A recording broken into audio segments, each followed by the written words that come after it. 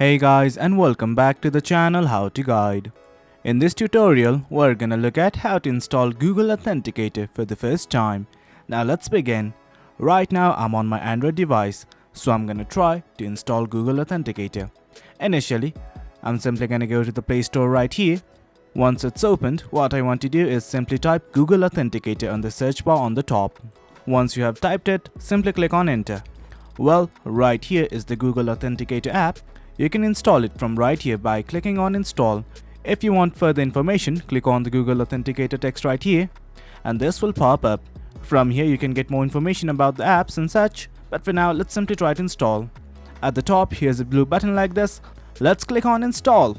And as you can see, Google Authenticator has successfully installed in my mobile device. I'm simply gonna click on open. And guys, that's it. That's how you install Google Authenticator for the first time. Hope you guys found this video informative, and for more content like this, do remember to hit like, share and subscribe. Your support fuels us. Thank you.